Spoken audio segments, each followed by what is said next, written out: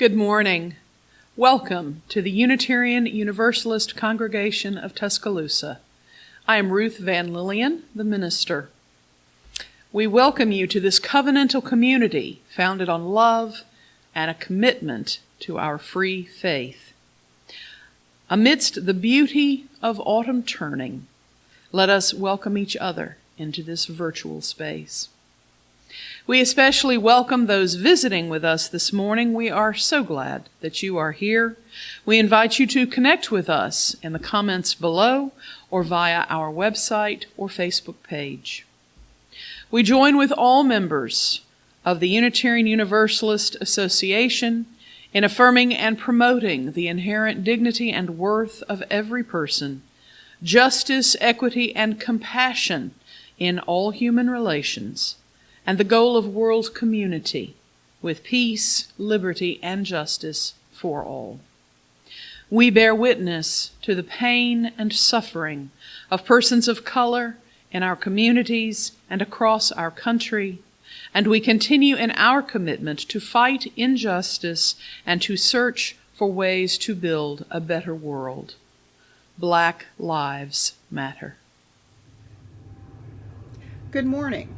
I'm Anna Schubert, the lay service leader for today. There is a link in our order of service in the video description below, along with other useful information. If you are viewing from a smart TV, you may not be able to see the links and comments below. In that case, you can access the links and comments by going to the UU Congregation of Tuscaloosa YouTube channel through the YouTube app on your smartphone, tablet, or personal computer. There are a number of important announcements in the order of service, so be sure to check. Our church website and Facebook page have information about our online activities. Also, members and friends should read all the Newsnet emails and our monthly newsletter to stay updated on congregational matters. We also invite you to our online Zoom coffee hour immediately following this service so that we may join together in real time for community and fellowship. See the link in the links and comments below or in the Newsnet email. The Prelude prepares us for the service.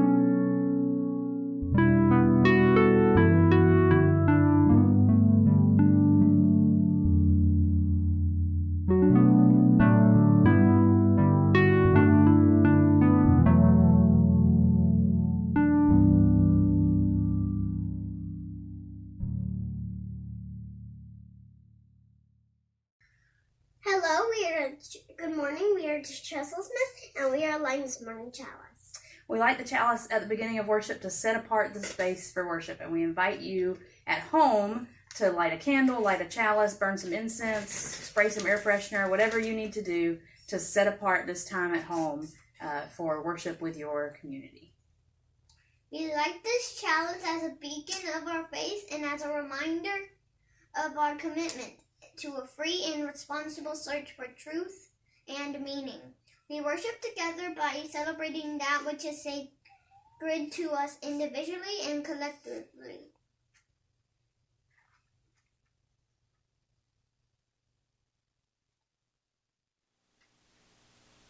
Our opening words are a poem, Face and Heart, by Francisco X. Alarcón.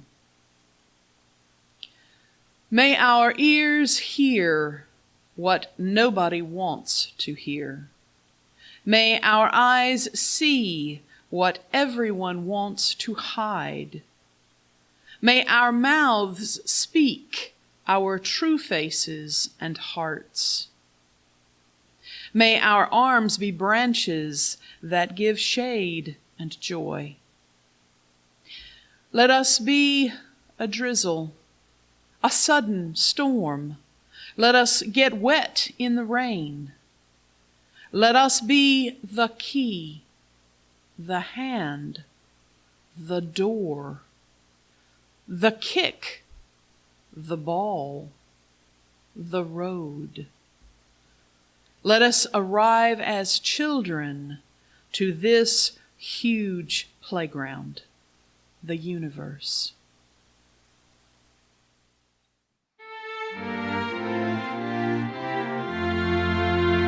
How beautiful the march of days as seasons come and go. The hand that shaped the rose and fruit, the crystal of the snow. That's in the hoary frost of leaf, the flowing waters sealed, and laid a silent loneliness on hill and wood and field. O'er white expanses sparkling clear, the radiant moons unfold. The solemn splendors of the night burn brighter through the cold. Life moves in every throbbing beat, love deepens round the hearth, and clearer sounds the angel hymn, goodwill to all on earth. When we gather in loving community, we remember that we do not travel this earth alone. We share our lives as we light candles and hold each other in meditative thought and reverence. I will light a candle in my home as you light a candle in yours, and we will observe a moment of silence while you share your joys and burdens in the comments below and engage with each other in celebration and condolences.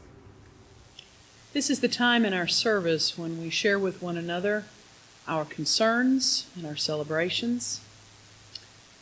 If you did not send in something ahead, or if you are participating in our Sunday morning Zoom service, this is a good time to put any joys or concerns in our chat so that we'll know about them. This morning we want to light a candle for Karen's sister Janet, who has COVID.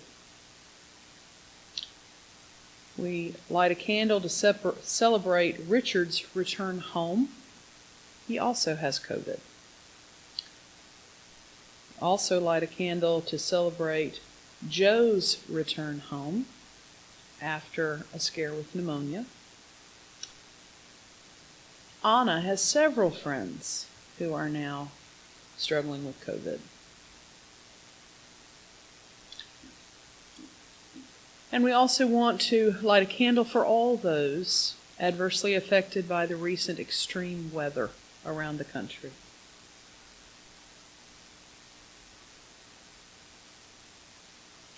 Let us spend a moment in silence together, and then I'll close us with a few words.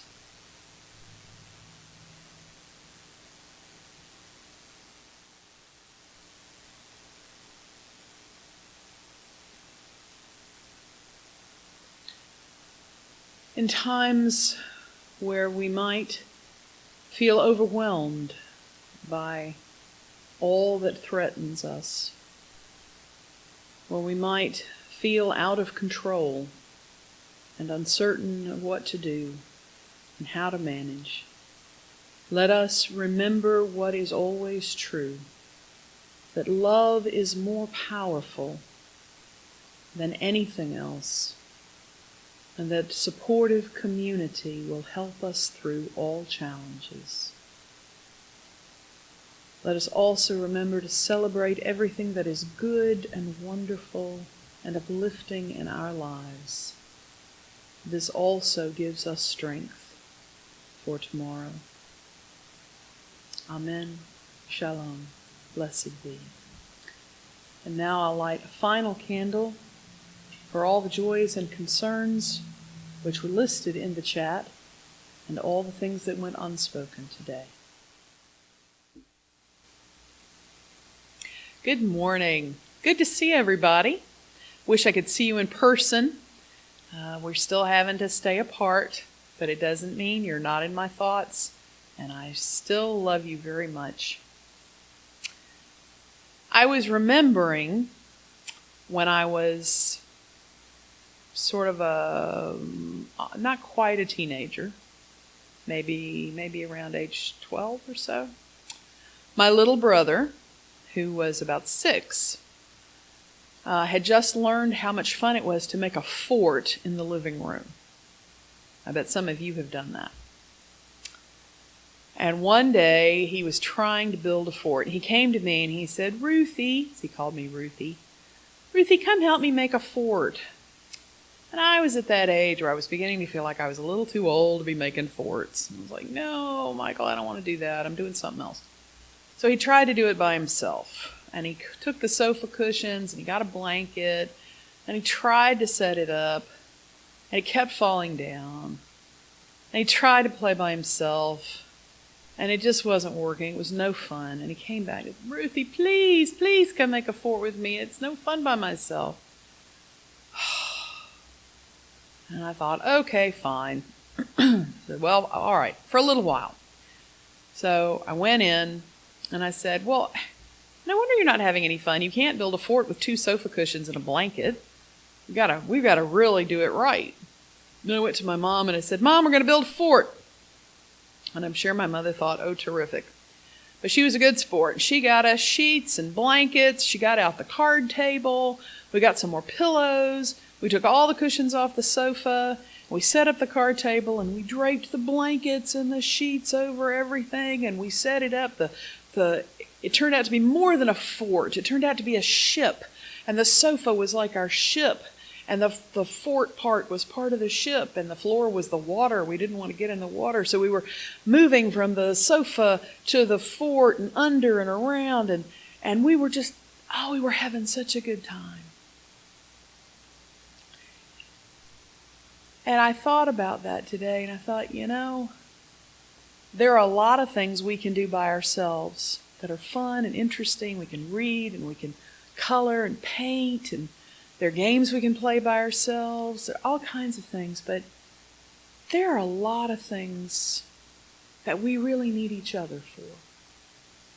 There are things that we can't really do by ourselves, or they're just so much better when we do them together.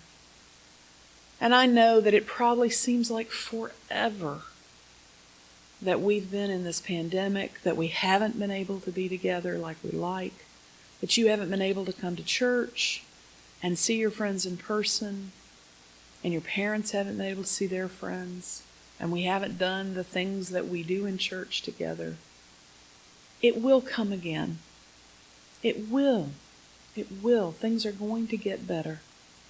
In the meantime, I hope that you will find ways to do things with your brothers and sisters, even if they're irritating you. That you will do things with your mom and your dad, and other family members that you might be able to be physically close to. And remember that there's something special about doing those sorts of things together. Have a wonderful, wonderful week. Bye-bye.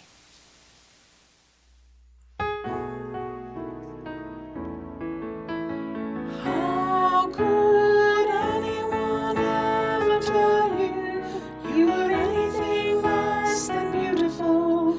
How could anyone ever tell you you were less than whole? How could anyone fail to notice that your loving is a miracle?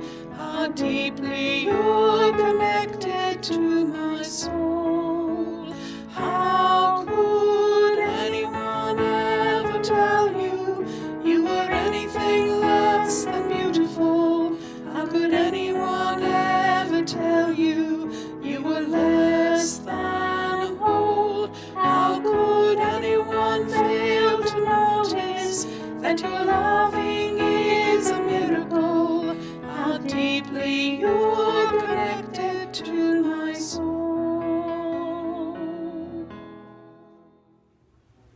Out of gratitude for all we have been given and all we have now, we share our resources because we love and trust each other, and because this church enriches our lives and empowers us to make a world a better place. We rely upon each other, members and friends, and we appreciate the payment of pledges and the generous donations to support the legacy, vision, and work of this church community. Contributions may be made by PayPal by using the link below in the description or mailing checks to UUCT. All undesignated contributions will be divided between our Split the Plate recipient organization and our congregation. Our Split the Plate partner for this month will be shown on the screen as you are listening to this. Please mark your pledge payments to UUCT in the comments field on PayPal or the memo line of your check. If you prefer to write a check to the selected organization, please mail it directly to the address we include in the description of this video. The offertory music will continue in this window as you open a new window to make your contributions.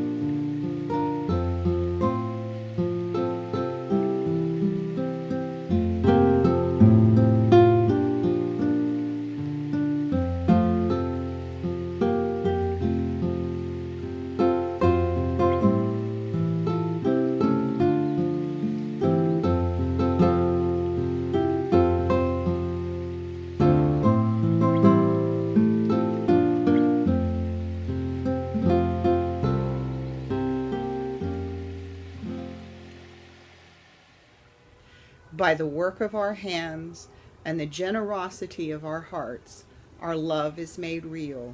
Thank you for your gifts.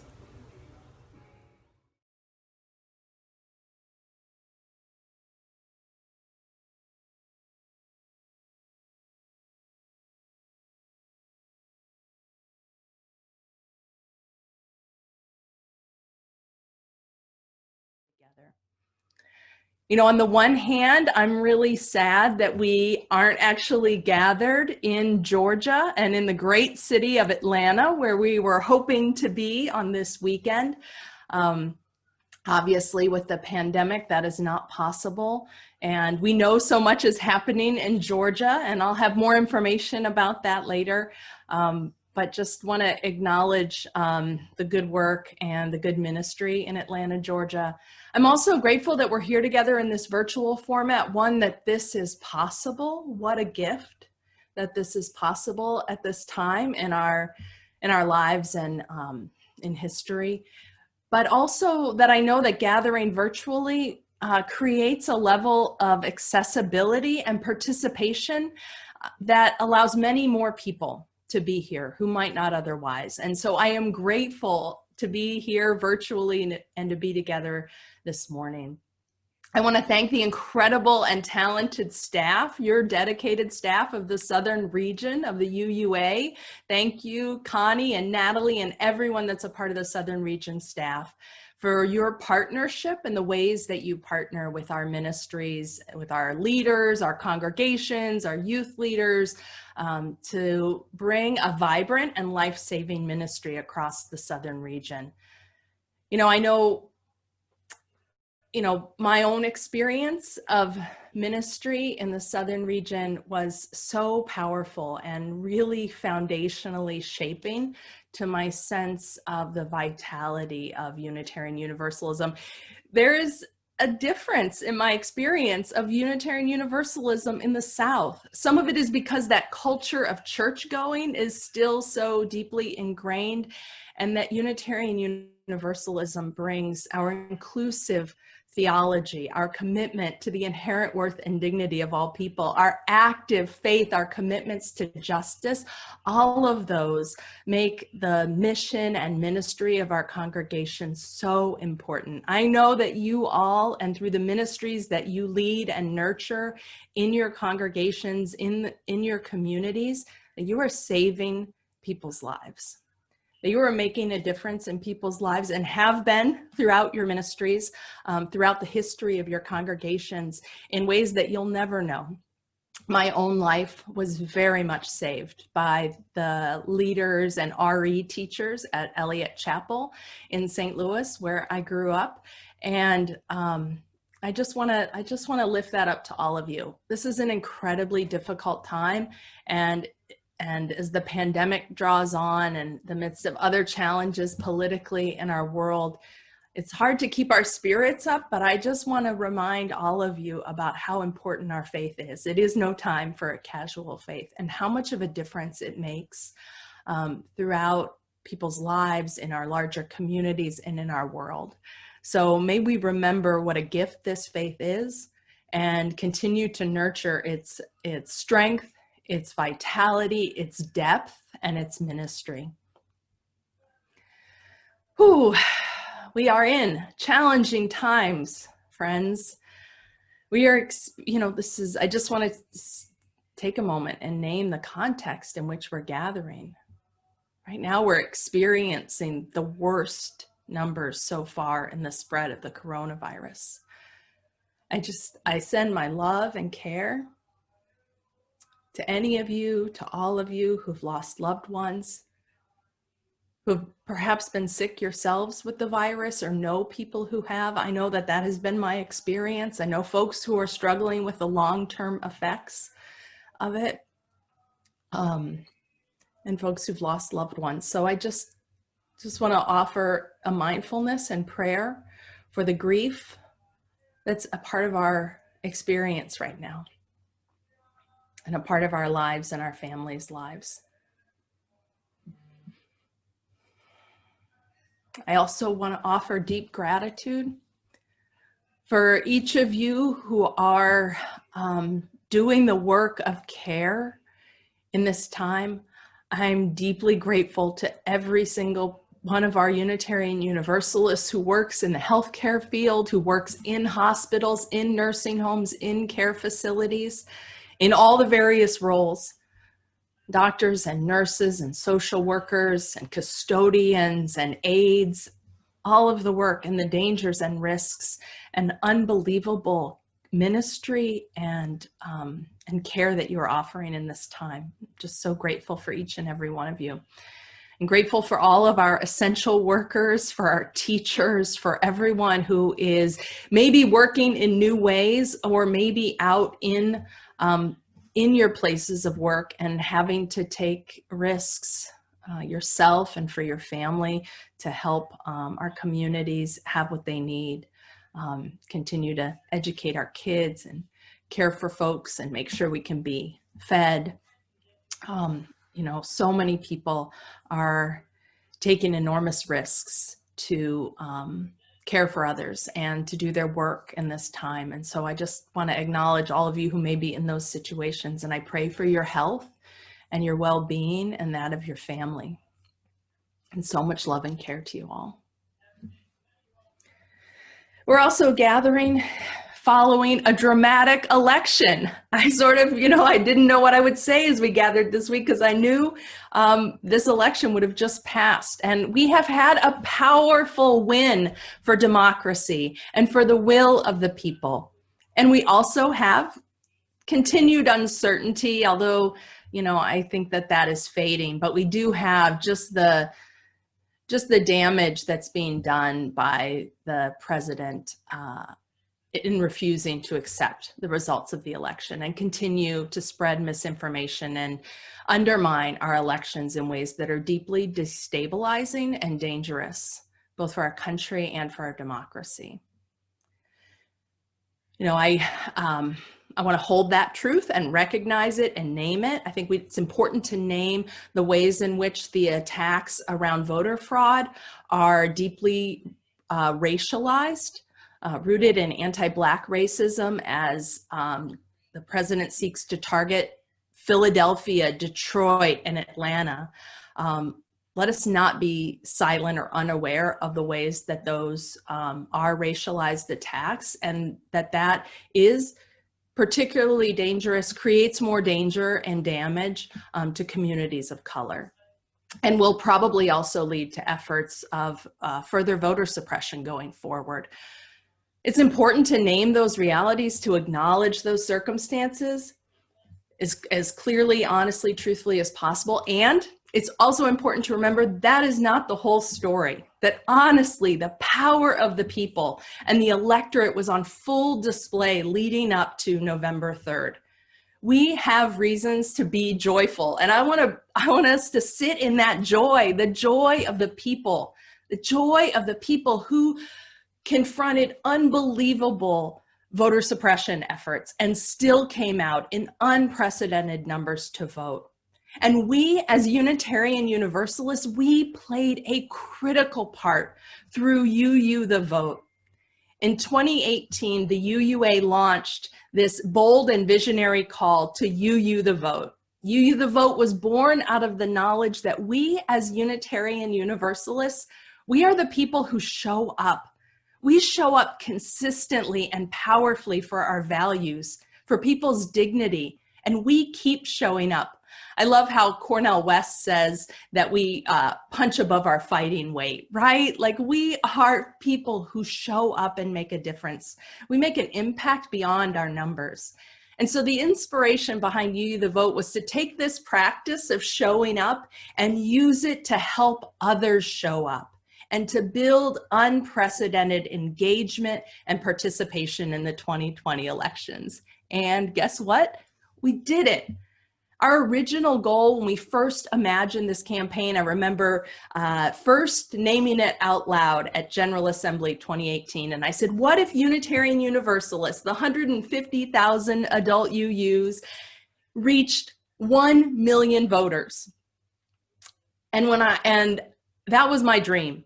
And I'll tell you honestly that a few months later, I was preaching at a church and I was preaching about UU the Vote and building the campaign. And I changed that number to 500,000 because I thought 1 million is too many.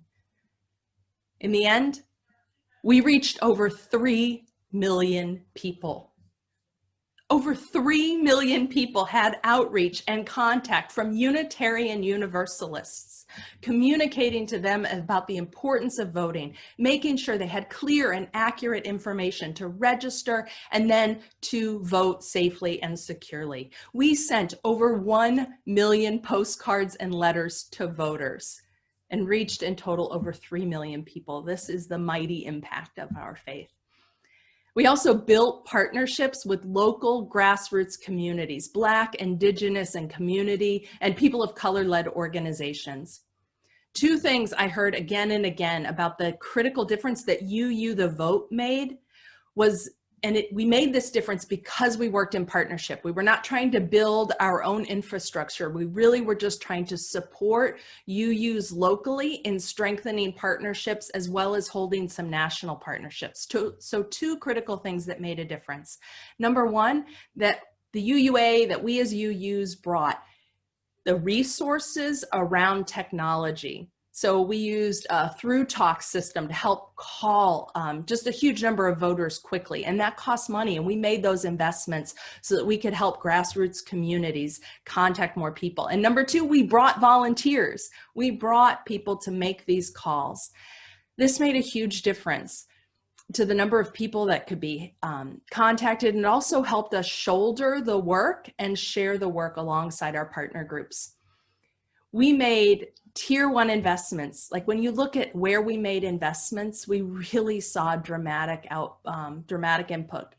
We made tier one investments in Wisconsin, in Pennsylvania, in Arizona, and in Georgia. In these states, there was unprecedented voter turnout, particularly among people who rarely receive any outreach from traditional political organizing. If you look at Wisconsin, around 400,000 more people voted this year than 4 years ago. And they saw a 10% increase in voter turnout. In Georgia, over 800,000 more people voted than in 2016. Now, of course, Unitarian Universalists don't deserve all the credit. We were not the leaders, but we played a role, an important role. And we were one of the few faith communities to really take bold action around this election. And we did it because we knew that our core values, like the inherent worth and dignity of all people, acting on climate change, following science, building equity and justice, that these things were all on the ballot. Our goal with UU the Vote was always to expand the number of people engaged in democracy and to make sure that we combated voter suppression, making sure people had the information they needed to vote. And in the face of extreme voter suppression, all the way up to and including disrupting the US Postal Service. We the people, you the people, we the people turned out in record numbers. I was so grateful to actually be in Pennsylvania on Election Day. Through UU the Vote, Pennsylvania UUs have been partnering with an organization called CASA. Now, CASA works to create a more just society by building power and improving the quality of life in working class and immigrant communities. And so on Election Day, CASA mobilized hundreds of volunteers, 400 to 500 volunteers they organized, including over 60 UUs, to be a part of the Election Defenders Joy to the Polls effort. In talking to one of the CASA organizers the day after the election, Lila, she explained to me how Unitarian Universalists in more than a dozen cases on Election Day disrupted misinformation that was happening at the polls and helped give voters clear and accurate information so that they could vote and their votes would be counted. That's amazing. I mean, she was so grateful for how Unitarian Universalists showed up in Pennsylvania and for all the work leading up to the election. Now, I know all of you here in the South, you all have been tremendously active in UU the Vote. And if it didn't take an airplane to get to the South, I might have come to Georgia, but I had to go someplace where I really felt like I could travel safely in the midst of the pandemic.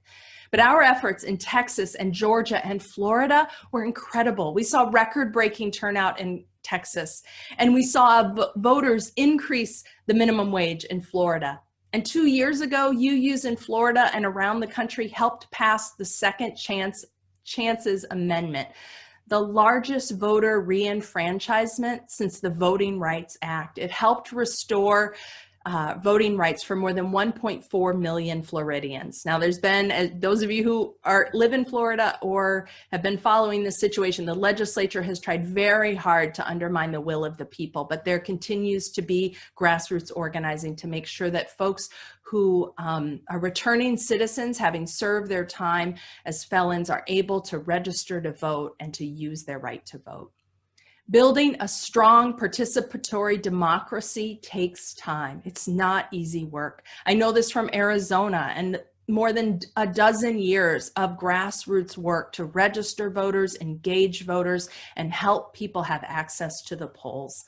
We are facing and trying to overturn a generation of efforts around disenfranchisement. Of course, the history of voter disenfranchisement goes throughout our nation's history. But particularly in the last generation, in the last 30 years, there's been unprecedented efforts across the country to disenfranchise people and to undermine participation in voting. And so this grassroots work and partnership to protect democracy is critical. As Unitarian Universalist, democracy is something we hold as part of our 7 principles. And it grows out of our theological commitment to the inherent worth and dignity of all people. Every person has value, every person is sacred, and therefore every voice matters and is needed. And one way we do that is through voting. Now, more than this, I know that all of us and all of you have been showing up in so many powerful ways for and with your community. I know you've been bringing moral and pastoral leadership online and in the streets. I know you've been planning worship, attending to governance and stewardship, companioning people through birth and death and everything in between. I am so grateful for your healing work, your faithful service, your prophetic vision, your fierce commitment to justice. I know we are living that truth that it's no time for a casual faith. I see it all across our country and in all of our congregations. You all minister to and inspire me, and I'm grateful for that. And I know this is a heartbreaking time, and how tiring it is, how both tiring and heartbreaking it is to see how deeply entrenched some people are to systems of domination. How exhausting it is as leaders in our community and as parents and caregivers, even as neighbors and coworkers, to hold our own anxiety alongside others, to tend to our own grief alongside others, and remain committed always to love, to compassion, to hope, and to justice. If you are like me, your heart might be tender and tired. That's okay. It won't always be this way. I find my own spirit moving through times of despair and exhaustion and other times of joy and hope and power. Know that whatever spirit you are in right now, that is not all there is. That's not the end of the story. We all need all the resilience and grounding we can muster in the coming days and the coming years. You know, nothing that we care about is about a moment. It's all about building a movement for love and justice. And I believe that we are in the midst of a generational shift to reorient our society. To put the value of people over profits, as Dr. King called us to. I also know that we are the people who show up. We are the people who keep showing up. We already have everything that we need. We are enough. And our faith as Unitarian Universalists is powerful, life-saving, and it will continue to hold us, to challenge us, to inspire us, and to lead us to keep meeting this moment with unbounded love and deepening moral courage. This I know. May it continue to be so.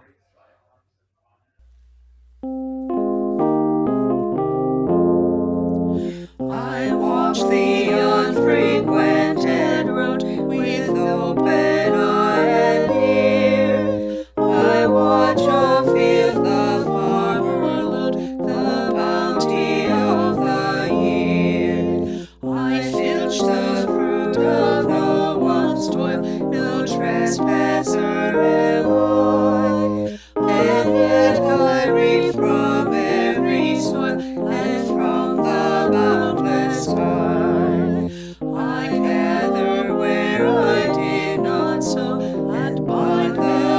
mystic sheaf. The ember and the rivers flow, the rustle of the leaf. A beauty springtime never knew, and all the quiet ways. And sweeter shines the landscape through its veil of autumn's haze. I face the hills, the streams, the wood, and feel with all akin. My heart expands their fortitude, and peace and joy flow in. Please say our chalice extinguishing words with us. As we extinguish this chalice flame, let us remember that we carry the light within ourselves, which brings healing to a broken world and hope for the days ahead. Siblings and kindred, it is so good to remember that we are all part of a much larger community of Unitarian Universalists, and that UUs are working all across our country for justice, to make the world a better place. And we feel separated, but let us celebrate and remember our connection to one another and all the good that we can do. Let us go in peace. Amen.